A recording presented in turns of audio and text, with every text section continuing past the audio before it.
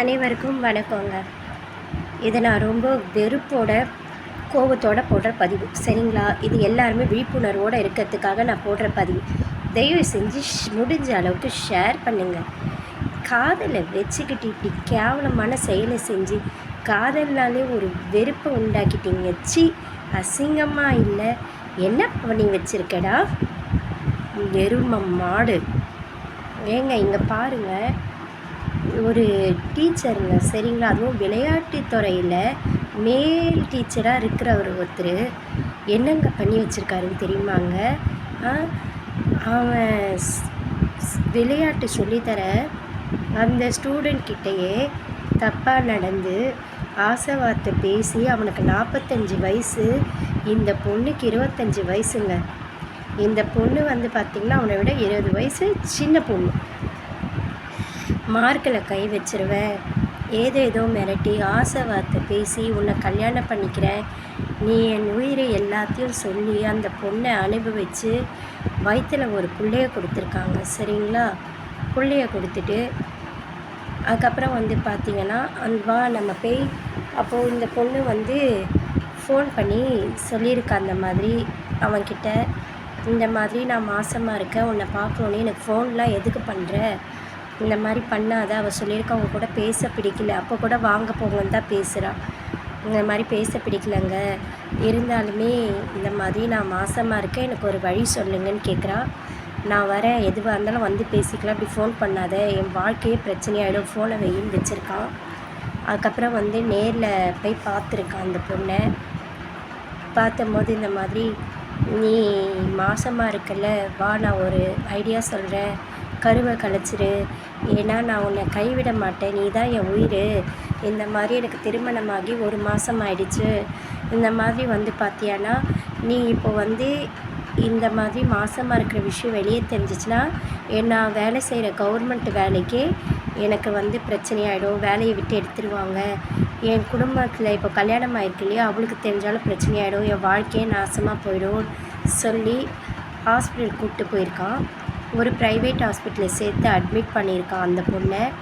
Admit பண்ணிட்டு, நான் இந்த மாதிரி புருஷன்தான், எங்களுக்கு வயசு வித்தியாசம் இருக்குது, எனக்கு கல்யாணம் ஆகலை, இவன் எனக்கு மனைவி, இந்த மாதிரி பார்த்திங்கன்னா இப்போதைக்கு எங்களுக்கு குழந்த வேண்டாம், யாரும் பார்த்து செய்கிறதுக்கெலாம் இல்லை, இவளும் இப்போ கொஞ்சம் படிச்சுக்கிட்டு இருக்கா, விளையாட்டுத்துறையில் முடித்த பிறகு அவளுக்கும் ஏதாவது கவர்மெண்ட் ஒர்க் வந்துடும் அப்படியெல்லாம் சொல்லி பேசி இப்போதைக்கு எங்களுக்கு குழந்த வேணான்னு கருவை கலைக்க வச்சுருக்கான் அந்த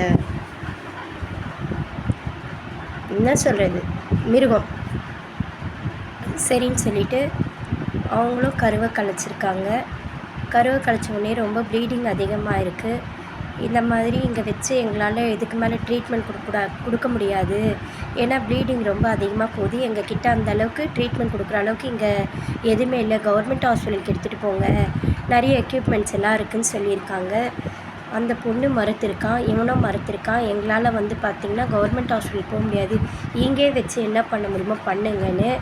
அப்போது அவங்களுக்கு சந்தேகம் வந்திருக்கு. ஏன்னு கேட்டபோது அந்த பொண்ணு சொல்லியிருக்கா, இவர் எனக்கு புருஷன் இல்லை, இந்த மாதிரி எனக்கு ஆசிரியர், நான் அவருக்கு மாணவி, அவர் என்னை மார்க்கை வச்சு பயமுறுத்தி ஆசை வார்த்தை பேசி கல்யாணம் பண்ணிக்கிறேன்னு சொல்லி என்னை ஏமாற்றி வயிற்றில் புள்ள கொடுத்துட்டாரு, இப்போ அவர் வாழ்க்கை போயிடும், வேலை போயிடும், நான் நெடுத்தெருவில் நிற்கணும்னு சொல்லி இந்த மாதிரி என்னை கலைக்க வச்சுட்டாரு அப்படின்ட்டு அந்த பொண்ணு சொன்ன உடனே போலீஸ்க்கு கம்ப்ளைண்ட் பண்ணியிருக்காங்க, கால் பண்ணி சொல்லியிருக்காங்க இந்த மாதிரி ஒரு கேஸ் வந்திருக்குன்னு.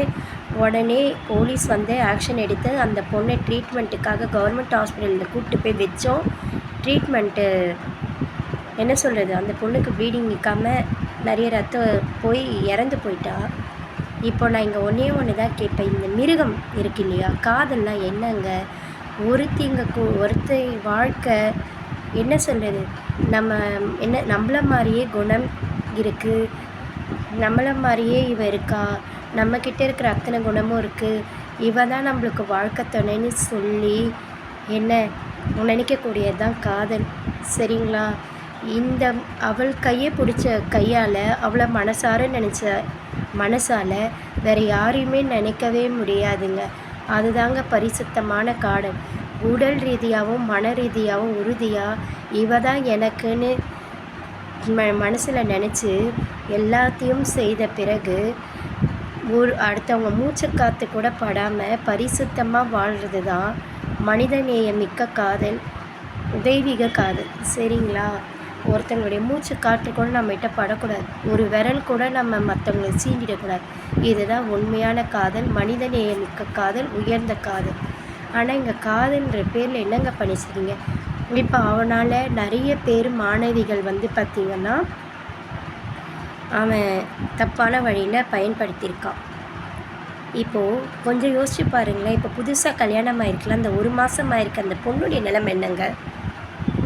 இப்போ உயிர் போச்சே, அந்த பொண்ணுக்கு அசிங்கம், அந்த பொண்ணுக்கு அவமானம், பெற்றவங்களுக்கு அசிங்கம், பெற்றவங்களுக்கு அவமானம்.